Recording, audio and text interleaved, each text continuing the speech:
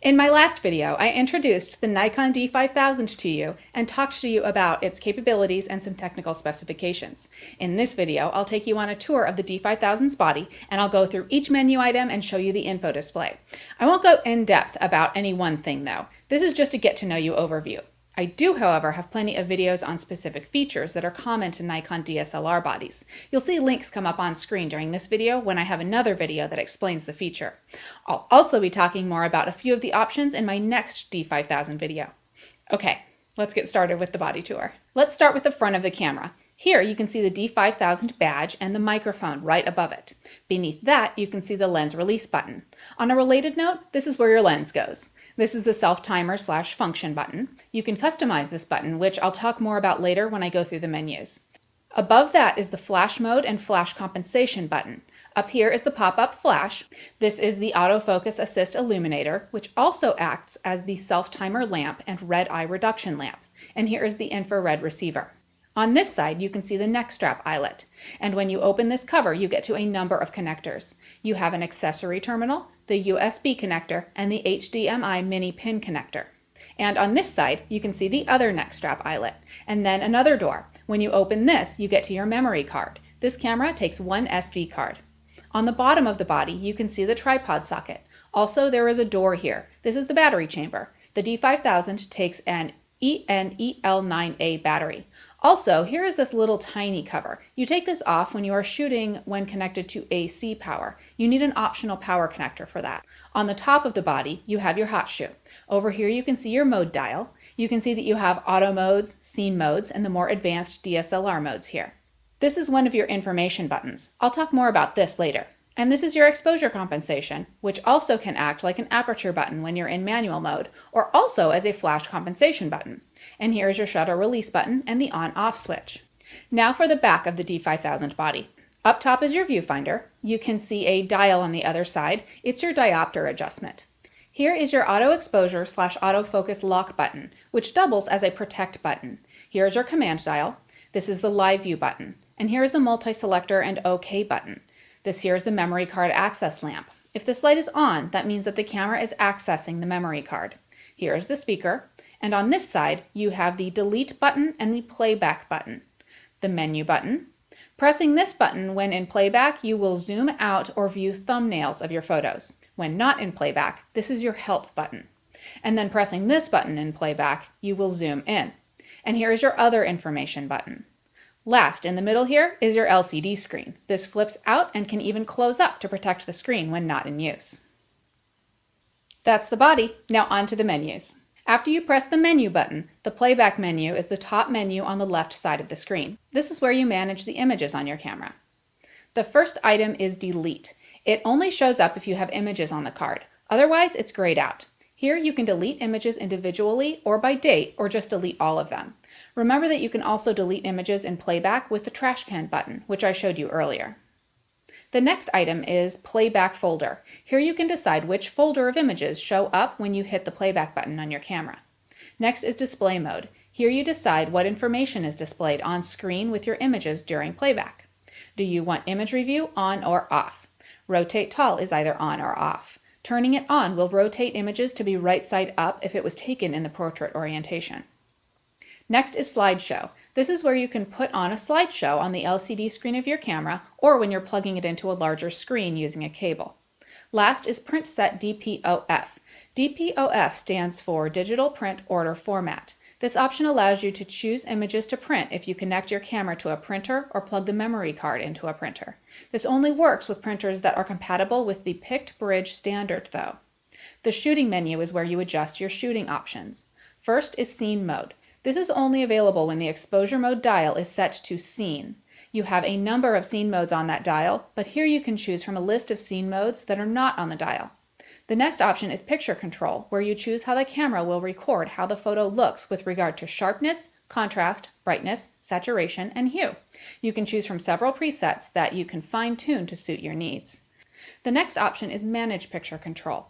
Here you can edit each of the picture control options. You can also create a new picture control on your own or load one that you have saved on your memory card. Next we have Image Quality, where you choose what type of file you are creating, RAW, JPEG, or both, plus the quality of the file. In image size, you choose the size of the file you are creating. White balance is where you account for color temperature. You have auto and several specific choices, plus preset manual, where you can set the white balance with a gray card or another photo. In ISO sensitivity settings, you can set the ISO sensitivity from a list or choose ISO sensitivity auto control and set parameters for it. Next, you can choose if active D-lighting is on and at what level. Do you want auto distortion control on or off? This option will help with barrel distortion and pincushion distortion in photos taken with certain type G and D lenses. Color space is next. You have two options, sRGB and Adobe RGB. Next is long exposure noise reduction. When on, it will apply when you're shooting with a shutter speed of slower than 8 seconds. And then you have options for high ISO noise reduction, which will apply when you are using high ISO sensitivities. Active folder is where you can create, rename, or even delete folders of your images. In movie settings, you can choose the quality of the movie recording and if you want sound in the movie. Interval timer shooting is last here. You can set up your interval shooting and get it started. The custom settings menu is where you can really fine-tune how your camera behaves. It is broken down into 6 sections, plus you can reset the entire menu here. Starting in A, autofocus, you have autofocus area mode, where you choose from a list. Do you want the built-in autofocus assist illuminator to be on or off? Live view autofocus is where you choose how the autofocus point is selected when you are in live view. In rangefinder, you can choose on or off. This will only work though when you are in manual exposure mode and in manual focus mode. In B, exposure, you have EV steps for exposure control, where you choose the increments for adjusting shutter speed, aperture, exposure compensation, flash compensation, and bracketing. In C, timers/AE lock, your first option is shutter release button AEL. If you choose on, exposure will lock when the shutter release button is half pressed. If it's off, it will only lock when you press the AEL/AFL button. Next is auto off timers. Here you can tell the camera how long to keep the meter and monitors on when it's sitting idle. In self timer, you configure the self timer. Remote on duration is for when you are using a remote. You choose how long the camera will sit idle before switching out of remote mode. In D, shooting/display, we start with beep, where you can keep the camera from beeping at you when it finds focus or when in quick response remote mode. In viewfinder grid display, you can choose whether or not you'll see grid lines in your viewfinder. If ISO display is on, you will see the current ISO sensitivity rather than the frame count in the viewfinder. File number sequence determines how your files are numbered. In exposure delay mode, you can set the camera to have a slight delay in releasing the shutter after the mirror is raised for those times when any amount of camera movement could blur your photo. Date imprint is next. You can choose to have the time and date imprinted on your images. In live view display options, you can choose what shows up on the LCD screen when in live view. Now in section E, bracketing/flash. In flash control for built-in flash, you choose how your pop-up flash behaves in your non-scene or auto modes. Also, if you put certain speed lights on the camera, this option will change to optional flash, where you can control it rather than the pop-up flash. And in auto bracketing set, you can choose which settings are bracketed when auto bracketing is in effect. Now to section F, controls. Assign the self-timer/function button is first. You can assign this button to do a number of things by choosing it in the list. Next is assign auto exposure lock/autofocus lock button, where you choose how that button behaves. In reverse dial rotation, you can reverse the direction of the command dial. In no memory card, you tell the camera what you want to happen when you forget to put a memory card in the camera. Reverse indicators reverses your exposure indicators. Next is the setup menu.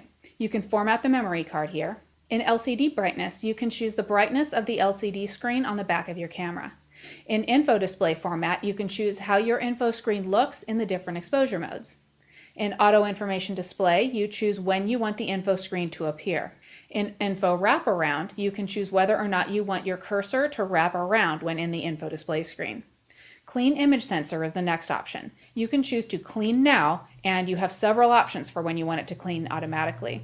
Lock mirror up for cleaning is for when you wish to manually clean your image sensor. In video mode, you choose your video mode for when connecting to a larger screen. Next is HDMI, where you control HDMI output resolution for when you're connecting to an HD TV or monitor. You set your camera's internal time zone and date here, and your language here. Here you can attach a comment to your images, which you will be able to access in Nikon View NX or Capture NX2. If you turn auto image rotation on, the orientation of the camera will be recorded in the photo information so that when you open the image in most photo editing software, the image will be right side up. Image Dust Off reference photo is for use with Capture NX2 to help remove dust from images. GPS is where you would set up when an optional GPS unit is attached.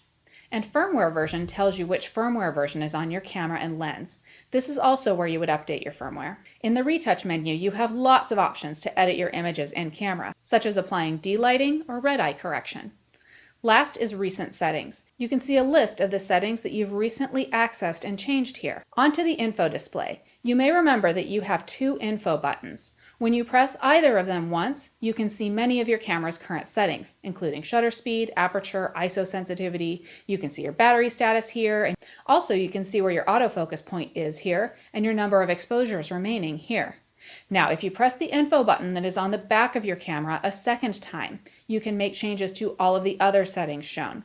You have flash mode, exposure compensation, flash compensation, picture control, auto exposure bracketing, active delighting, metering mode, autofocus area mode, focus mode, release mode, ISO sensitivity, white balance, and your image size and image quality. I adore the info screen. It's especially helpful on cameras like the D5000, which don't have a whole plethora of buttons and dials on the body.